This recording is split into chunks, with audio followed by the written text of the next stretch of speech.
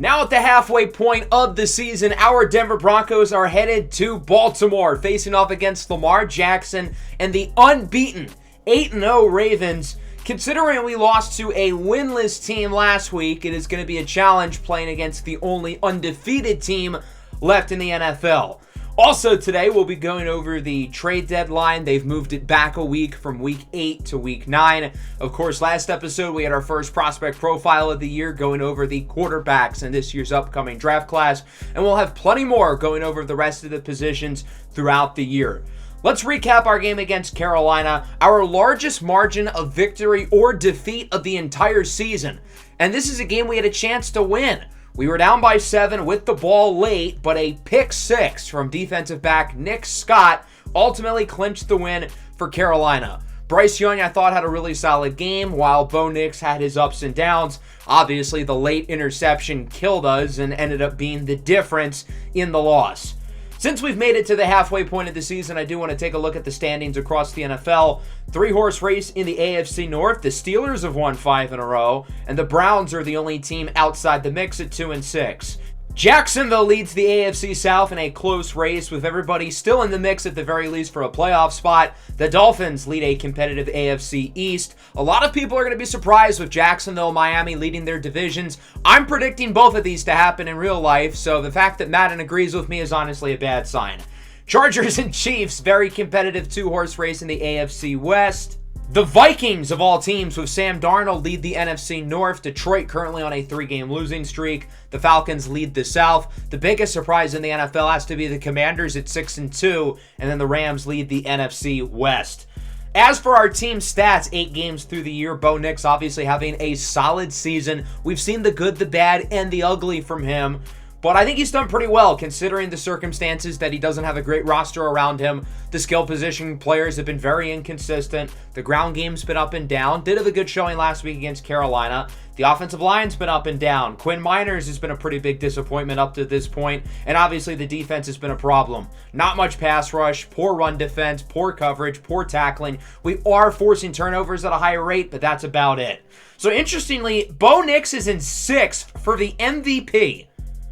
I can't really say I agree with that one. His passer rating is one of the lower marks in the NFL. It's just that he's thrown for a lot of yards and a lot of passing attempts because we're usually down, and we've played in 3 overtime games, and every game we've played in is close. Even though I guess he's in the MVP race, he's not even front runner for Rookie of the Year. Keon Coleman currently ahead of him, but Chris Abrams-Drain is in first place for Defensive Rookie of the Year.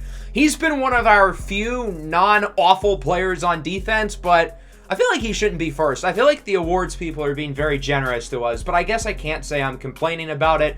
Let's now talk about the trade deadline. Obviously, with us being 2-6, you'd think we're going to be looking to sell. We're going to look to add some young pieces or draft picks.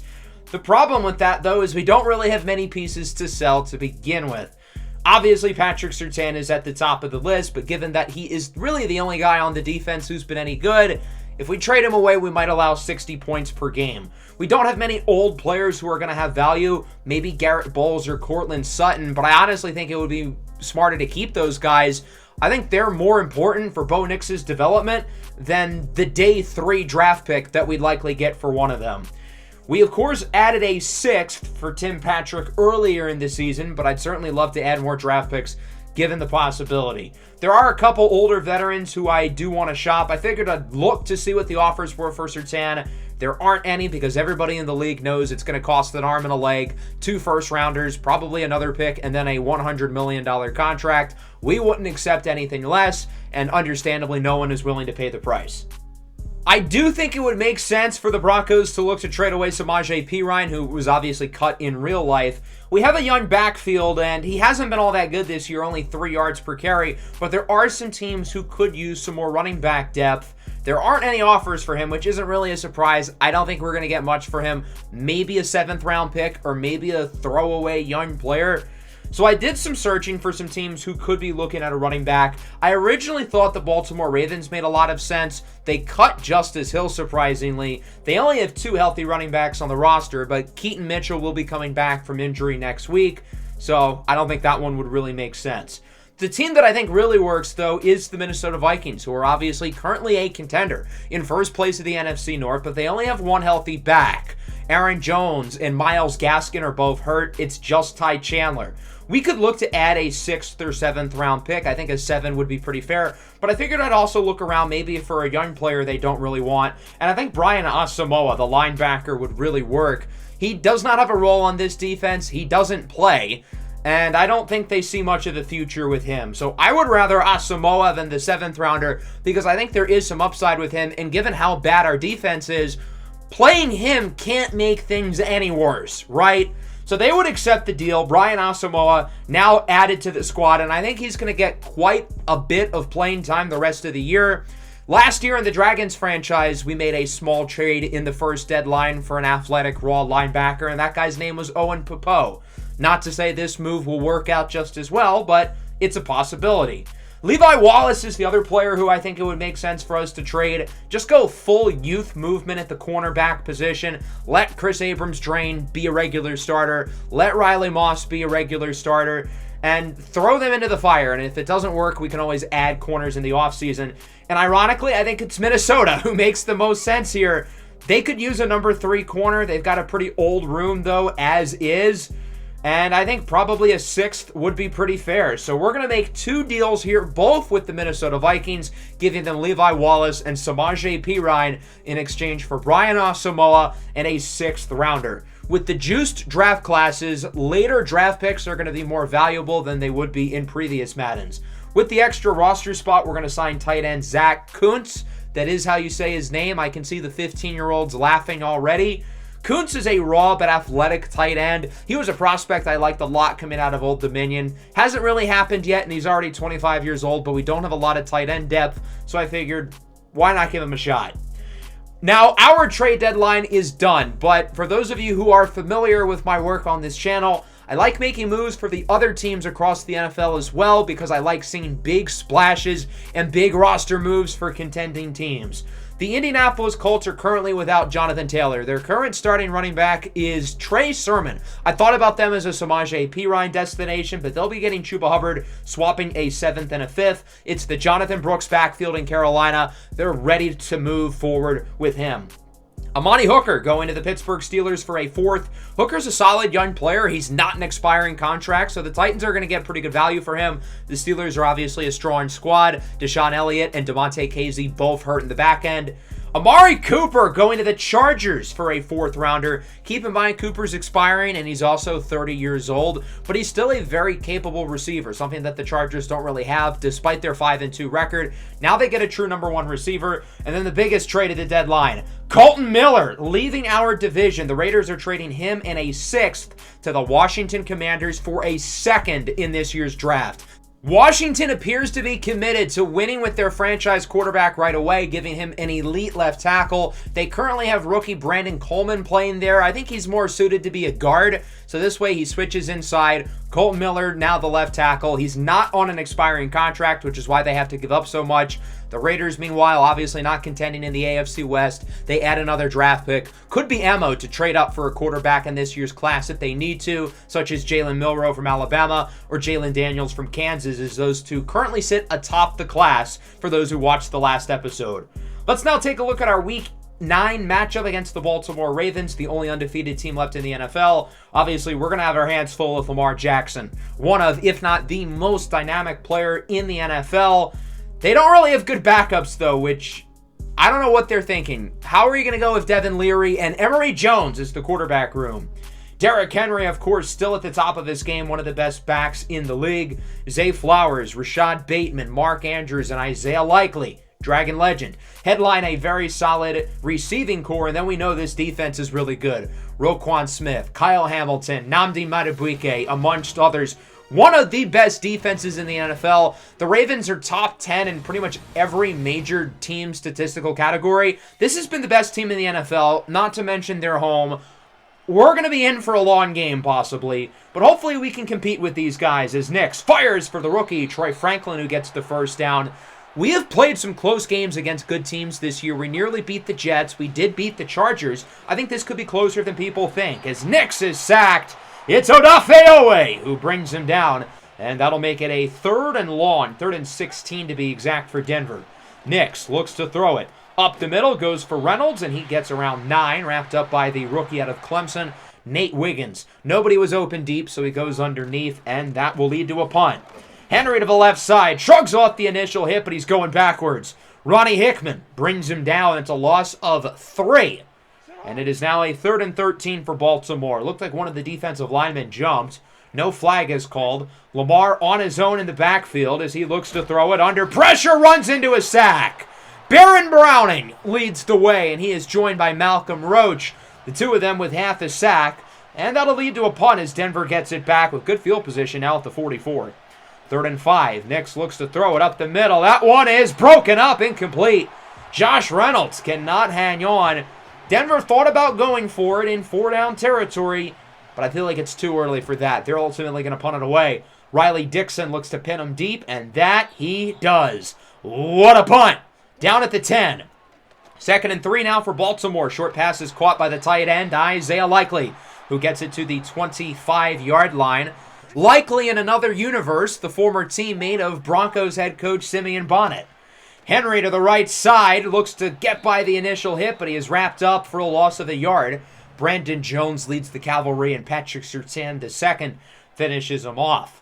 2nd and 11 now for the Ravens with the all-pro tight end Mark Andrews in motion. He'll line out as a wide out to the left side. Lamar connects with Andrews, and he will get the first down, breaking the ankles on the route of the new addition at linebacker, number 58, Brian Asamoah.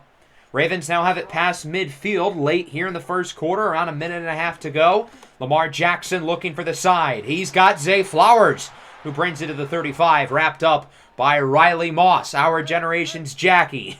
From the 33 now, 2nd and 8 for the Ravens, under a minute left in the first quarter with Mark Andrews in motion. It's going to be a screen for Derrick Henry. P.J. Locke cannot track him down. Henry breaks the tackle and is into the red zone, wrapped up at the 19-yard line by Brandon Jones. Number 22 tackles their number 22. And that'll wrap up the first quarter. No score, a defensive battle so far. Good to see the defense playing well because, well, that's been a rarity this year. But the Ravens are marching. They have it in the red zone. And offensively, it has been a struggle for us up to this point. So hopefully we can pick it up a little bit on that side of the ball. I think we only have 20 yards passing, and that doesn't even account for the 2 sacks that Bo Nix took. The run game also has been non-existent so far. Rashad Bateman in motion to start the second. Lamar Jackson looking, end zone, Flowers, touchdown! Zay Flowers with the score for Baltimore. And the Ravens are on the board first. Did he just do the too little gesture? If you're the smallest player on the field, I don't think you should be allowed to do that. Zay Flowers is smaller than me, I think. That says something, because I'm tiny. Bo Nix on first down loses 10. It's Nnamdi Madubuike who leads the way. A career year last year for Madubuike with 13 sacks, being rewarded with a large contract extension. 3rd and 20. Nix looks downfield. It's Reynolds with the first down. He outruns Marlon Humphrey, and the Broncos keep the drive going with their biggest offensive play of the day. 3rd and 6. Nix up the middle. Another first down. Josh Reynolds once again to the 35-yard line. I feel like the trust and chemistry with Nix and Reynolds has improved as the year has gone along, and those two seem to be in a good spot right now. 2nd and 3. Nix alone in the backfield, up the middle for Marvin Mims, weaving through defenders, breaks a tackle from Hamilton, and brings it to the 11-yard line. Good play after the catch there by Marvin Mims, who also I feel like has gotten better throughout the year. He's had some of his best games of the season over these last few weeks. 3rd and 4, nearly intercepted. He was looking for Mims. Should have been picked off by Trenton Simpson. Denver just dodged a bullet. A bad decision there by Bo Nix in the red zone nearly costed them points. They'll settle for the field goal. This one is good from Big Nuts Will Lutz from 22 yards out, and it is 7-3. Ravens get it back under 5 to go in a very low-scoring first half. Receiver in motion. Lamar hands it off to Henry. Shrugs the initial hit from Browning, but he loses 5. Nick Benito brings him down. The Broncos' run defense has been unbelievably good today. Derrick Henry probably has like negative 10 yards or something. Where has this run defense been all year? 3rd and 6, play action. Lamar rolls to the right, under pressure, sacked again! Baron Browning once more brings him down. Browning is having his best game of the year up to this point. He's got a sack and a half. He's been in the backfield in the run game. This front seven, really the front four, has been awesome today. Denver back with it. Nice run by Javonte Williams, who gets flipped over, but not before getting the first down. From the 43, past the 2-minute warning. Greg Dulcich is open, and he is pushed out of bounds by Marlon Humphrey. That'll stop the clock. Dulcich has been solid in place of Adam Troutman as the regular starting tight end. Nice run up the middle by Jaleel McLaughlin for the first down as Nnamdi Madubuike is hurt. Ravens have to call a timeout, and more importantly, one of their best defensive players out for the rest of the game. That's a big deal. 2nd and 10 with a minute now. Nix, pump fake. He is sacked. Brent Urban brings him down. The middle of this Denver offensive line continues to struggle. Quinn Miners has been a revolving door in pass protection really all season. I get he's more of the run blocker, but still, this is bad. Nix on 3rd down. Hit as he throws. He's got Dulcich for the first down. He's out at the 15. Sometimes you just got to go underneath and let your receivers make the play. Good throw there by Nix under pressure, and a nice job by Dulcich to get the first down and go out of bounds. Denver looks to fool the Ravens by running the ball, and it does not work. Javonte Williams going backwards. Broncos finally used their first timeout, and now it's 3rd and 11 from the 17. Nix looks to throw it up the middle, broken up. Kyle Hamilton delivers the boom on Marvin Mims, and Denver's going to have to settle for another field goal. Here's Will Lutz. This one is good from 34, and it is a 1-point game, 7-6.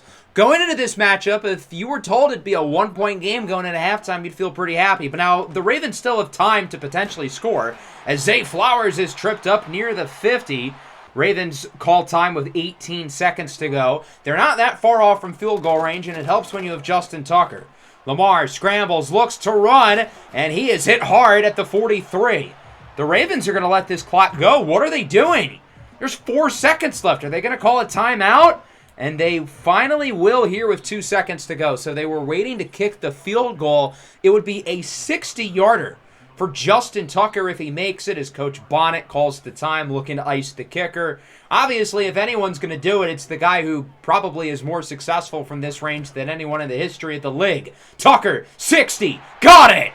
Justin Tucker with a long field goal to end the first half. We had Marvin Mims ready to return, but with Justin Tucker, no need. 10-6 here at the break. The Ravens with the edge over the Broncos. But we've really kept this a game. The Ravens have the best rushing attack in the NFL, and right now they have 0 yards on the ground. We just need more offensively. Let's take a look at our halftime report. Got a good one in Atlanta. Knotted up at 14 between the Cowboys and the Falcons, 2 playoff contenders in the NFC, and 2 teams who very well may rematch in January. This score from Jalen Tolbert, one of the big plays for the Cowboy offense. Both teams with 3 losses, Dallas at 4-3, Atlanta at 5-3. Especially for a team like Dallas, who's not in first place of their division right now. Any wins they can get at this stage of the year is really important. In Buffalo, 2 of the top teams in the AFC East, but this one has looked like anything but. It's been a complete blowout. 21-3 in favor of the Miami Dolphins as Jalen Waddle scores the touchdown here. The Dolphins are now looking to be 7-1 if they hang on and win this game. Their offense is completely unstoppable, and they look head and shoulders ahead of everybody in the AFC East and really everybody in the AFC right now other than Baltimore. On Thursday night, 2 more playoff contenders, the Texans and the Jets. Slow start for Houston, trailing 14-0 after the first quarter, but after that, they really picked it up. This touchdown by Tank Dell gave them the momentum to come back and win it, 28-21. 3 scores for C.J. Stroud. The Texans now 6-3. Jets dropped to 4-5. They've been a little bit disappointing this year, currently in 3rd place in the East behind Miami and Buffalo. As we go into the second half, we need more offensively. Bo Nix did not have his best first half. The receivers did not have their best first half. We had a few drops. But I also really want to establish the rushing game as well. We ran it well last week against Carolina. It's been up and down today, and I want to go with it more. Defensively, we've been awesome. The run defense has been ridiculous. The pass defense has been good, except for when Lamar looks downfield. He's been efficient, but he hasn't made many big throws other than really the touchdown to Zay Flowers. If we can focus on covering everything 15-plus yards down the field, we might be golden on this side of the ball. But obviously, we know Lamar is dangerous as a runner. He really didn't look to the ground much in the first half, but that may change here. He has an open man up the middle. It's Zay Flowers. Breaks the tackle and brings it to the 45. It's been a busy day for Flowers. His 5th reception of the afternoon, of course, has scored the lone touchdown in this game. From the 44-yard line, Bateman in motion. Lamar looks to throw it. Goes short. Henry. Boom! Alex Singleton forces a loss of yardage. Even in the passing game, Henry is getting blown up behind the line of scrimmage. It has been a rough day for him. On second down, Mark Andrews. That ball is out. It's a fumble, and it's picked up by the defense. Brian Asamoah with the force, and it's recovered by Ronnie Hickman. Now, unfortunately, I don't think this one's going to stand. It very clearly looked like he was down. We will take another look at this one. That'd be pretty exciting to have a fumble forced by Asamoah in his Denver debut. But it's all for naught. Mark Andrews, his rear end clearly down with the ball still in his hands. This play will be reversed, and the Ravens will keep possession of the football. It's a gain of 6 for Mandrews, and so that'll make it a 3rd down and 4 for Baltimore. Lamar has 3 receivers to the right. Andrews was hurt on that last play, so it's likely in at tight end. And Henry is the first down on the screen, gets it all the way to the 15. Henry's been non-existent on the ground game, but he has had some nice plays as a receiver off of screens. He's been good in the open field, which isn't really the name of his game, but he's done a good job receiving the football. In the run game, though, nothing. Loses another yard. Baron Browning leads the way again as Ronnie Stanley is hurt for the Ravens, the talented left tackle who's had a hard time staying on the field over these last few years. 2nd and 11. Back to Henry. Tackled again behind the line of scrimmage. I think it's a mix of Henry really struggling to find holes and struggling to make the first guy miss by breaking the tackle, but the offensive line has done him no favors. Josh Jones, the backup left tackle, replacing Ronnie Stanley, is hurt after just 1 play. I think that's Tyler Linderbaum now at left tackle, the center. On 3rd and 12, look at Lamar. Can he get the first? Yes, he does. Alex Singleton had his eye on him the whole time as a spy. Singleton read the play perfectly. It's just that Lamar is faster than him. The Ravens now near the goal line at the 5. 1st and goal. Chewing some clock. 5 to go on the play clock. Derrick Henry with it. Gets by a couple defenders and walks into the end zone for a touchdown. Derrick Henry with the score. He still has negative yardage on the afternoon. But the Ravens make it a 2-score lead. It's now 17-6. Got to get something here offensively. Only 2 field goals. Inefficient passing game. Inefficient ground game. Here's Nix under pressure. Looks to scramble to the left side. And he will run for a 1st down. Sliding at the 43. Bo Nix is 4th amongst quarterbacks in rushing. That's been such an asset to his game this year. Following play. Here is Nix up the middle. He's got Javonte Williams with the 1st down. 143-yard line to the other. It's a gain of 16. And right now the offense looks to be a little bit more in sync. 3rd and 6 now. Nix up the middle. Dulcich 1st down before getting decked by Roquan Smith. He appears to be fired up, which is odd because we got the first. But congrats on the big hit, I guess. 2nd and 10. Screen for McLaughlin. Tripped up by the defender. Gets back up and stumbles his way forward for a 1st down to the 20. Denver now in the red zone. We'll see if they can finally punch it in here. 2nd and 4 from the 14. Javonte Williams with a 1st down. Trucks the defender, and he is close. It's a gain of 12 as Mike McGlinchey, the starting right tackle, appears to be banged up on the play. He won't go to the locker room, though. Shouldn't be anything serious. We've gotten lucky with injuries today considering Baltimore's gotten hammered.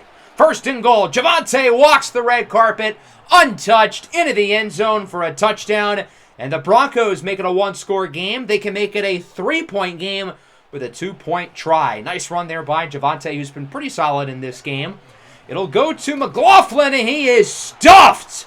This time, the Ravens do get the stop. It's Michael Pierce who brings him down, and it'll remain a 5-point contest, 17-12. Ravens get it back from the 31-yard line. They lead by 5, 2:39 to go in the 3rd. Their last drive was one of their best ones of the game. This one is caught by Rashad Bateman. That's a 1st down to the 43-yard line as Malcolm Roach is banged up, one of the rotation defensive linemen. 2nd and 5. Henry with it on the wheel route. Breaks the tackle from Jones and is wrapped up by Surtain and Hickman at the 28. Henry continues to be an asset in the passing game, even though, again, the run game's been non-existent. From the 28-yard line, Isaiah Likely, the tight end, is in motion here. It is a play-action fake. Lamar under pressure. On the run, he's got Andrews smothered in coverage. Good play there by Mark Andrews to the 9. That was good coverage by Patrick Surtain, but Andrews just makes an even better play. Second and goal from the 4. Time winding down in the 3rd. It's a pitch for Aguilar, who is lit up by Jonathan Cooper in his first game back from injury. That'll wrap up the 3rd. 17-12, Ravens with the lead. Baltimore is inside the 10-yard line, but this is very much still a ball game. We're only down by 5, and if we can get a stop in the red zone, it'll still be a one-score game. Let's see if the defense can hold. 3rd and goal from the 7. Lamar looks to throw it. Short pass, caught by Andrews. He does not get it. Wrapped up at the 2 by Surtain and Moss. That'll make it a 4th and goal, and they are not going to go for it. They'll bring out the field goal team. Chip shot for Justin Tucker. This one's from 19. He got it, and it is 20-12, so it remains a one-score game. We'll need a touchdown and 2-point conversion to theoretically tie it up.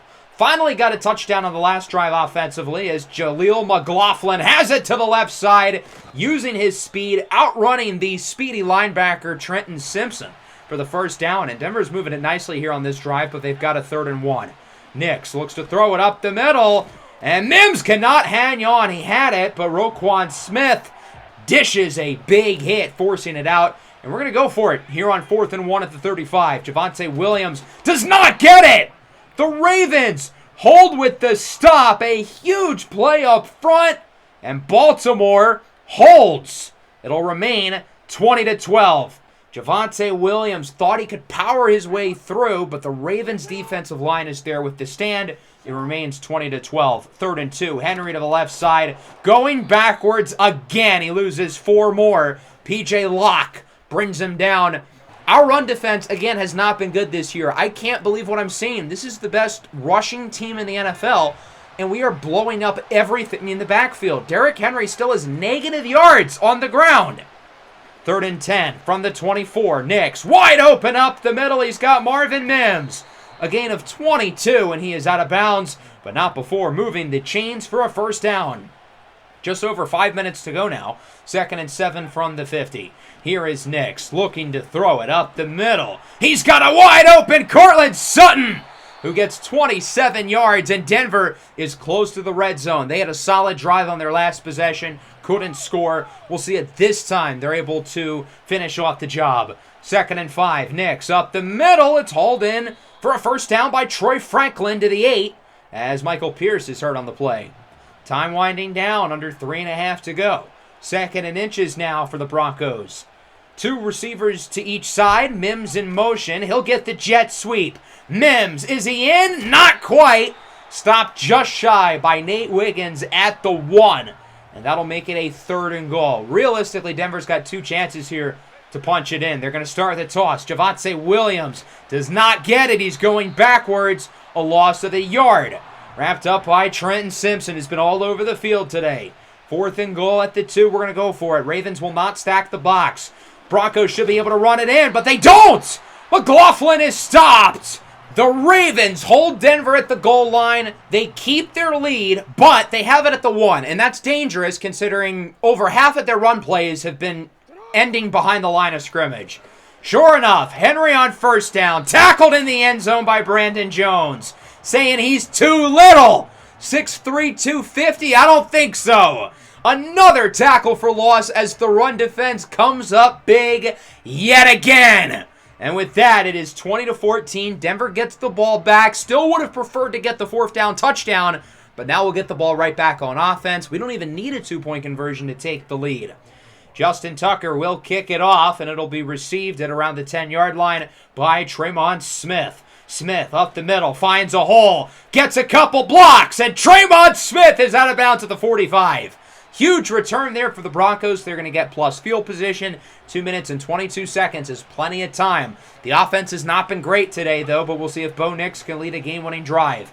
Obviously, last week it ended with a pick, as that brings us to the 2-minute warning. Greg Dulcich had 15 yards there, but a blatant drop prevents that.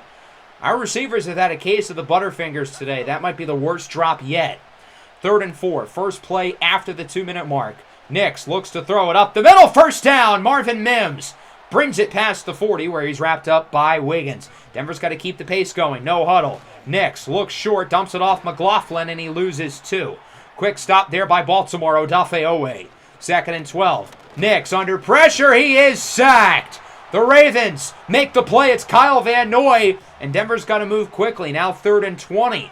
Barely a minute left to go. Denver trying to hold on to all those timeouts. Nix rolls right. Figures he has to go for the big play, but it's intercepted. Marlon Humphrey picks it off, and the Ravens force the turnover. They'll get it back at the 42-yard line. Bo Nix really didn't have a choice there. On 3rd and 20, he had to go for the hero play. It looked like Mims could have been open, but I think he kind of threw it a little bit late, and Marlon Humphrey does a good job of jumping the route, making the play on the ball, and for a second straight week, our game-winning drive ends with a Bo Nix interception. The Ravens will get it back, try to finish off this game, chewing some clock. The problem is this rushing offense has been atrocious. Now, Henry's going to get 9 or 10 here.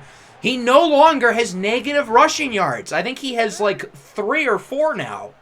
2nd and inches. First down ends the game for Baltimore. We'll see if they can get it. Lamar to Henry. Stuffed in the backfield by Malcolm Roach. It's a loss of 2, and that'll make it a 3rd down.